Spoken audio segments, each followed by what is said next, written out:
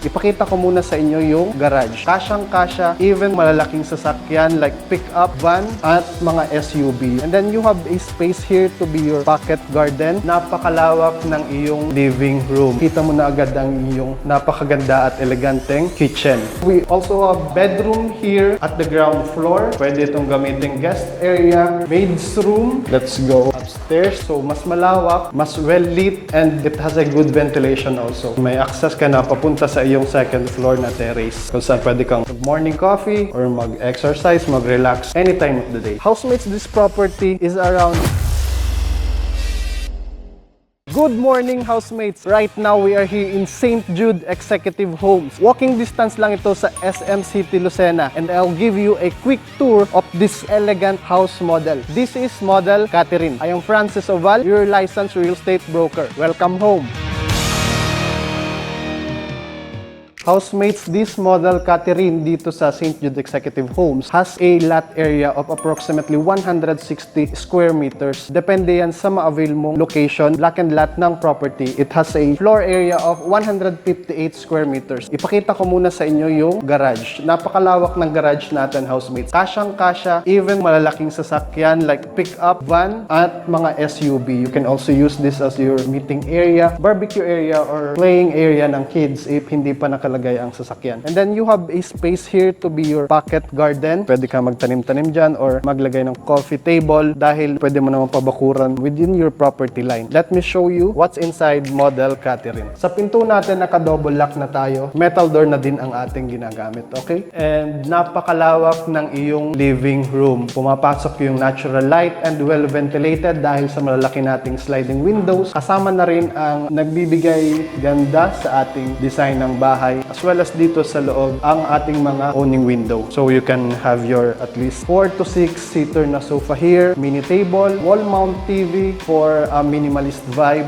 And ang kagandahan, meron kang sliding door dito, housemates, papunta sa iyong lanay area. Kita mo naman yan, napakalawak ng space. Pwede ka pang magbakod and maglagay ng plants or anything na expansion dito sa lot mo. Depende sa kagustuhan mo in the future. Pagpasok mo sa living area, kita mo na agad ang iyong napakaganda at eleganteng kitchen. Countertop tiles, overhead cabinets, pwede ka maglagay dito ng mga chairs, and you have enough space para magluto. You have also provision here para sa iyong refrigerator, gas stove, or small appliances na kailangan mo dito sa kitchen. And syempre, equip na rin ito ng ating mga cabinets. May mga pin light na rin tayo na pwede mong paglagyan ng iyong mga cooking wares at kung ano-ano mo pang bagay sa pagluto. Kaya may enjoy ito ng iyong parents, even grandparents, at kahit na sinong member ng family. Pakita ko sa inyo itong bedroom 1. So we also have bedroom here at the ground floor. Pwede itong gamitin guest area, maid's room, or pwede na rin in the future if we have elderly people in the family, pwede nilang gamitin ito para hindi na sila laging umaakyat sa second floor. Naka-sliding window na rin yan para maaliwalas at pumapasok yung hangin. Ito nga pala, housemates, yung another access natin papunta sa garage.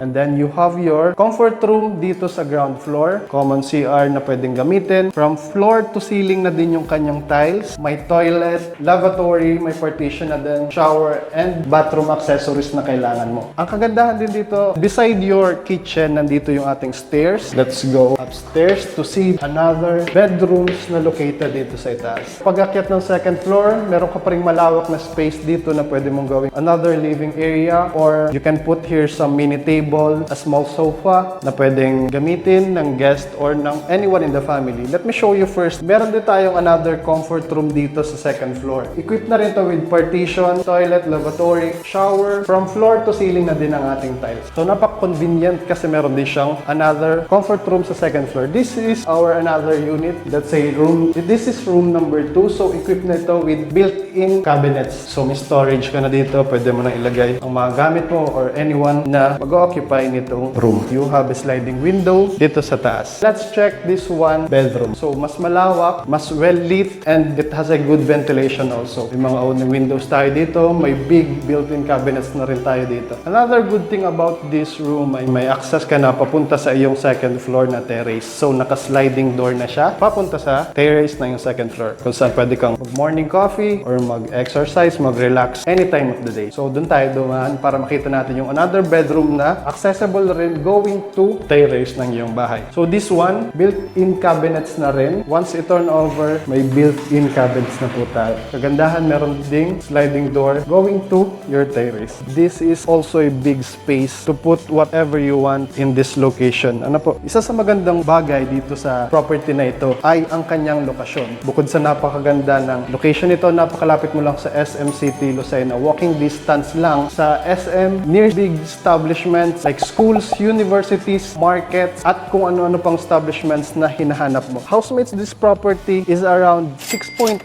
to 7 million for inner lot and nagre-range siya ng 7 to 8 million para sa mga corner lot na may mas malalaking lupa. And available ito sa Pag-ibig and bank financing. Mapa OFW, locally employed, or business owner ka man. Kung interested ka for more details and you have other questions, i-message mo lang ako. Again, I am Francis Oval. I'm your licensed real estate broker here in the Philippines. And this is Model Catherine. Welcome home!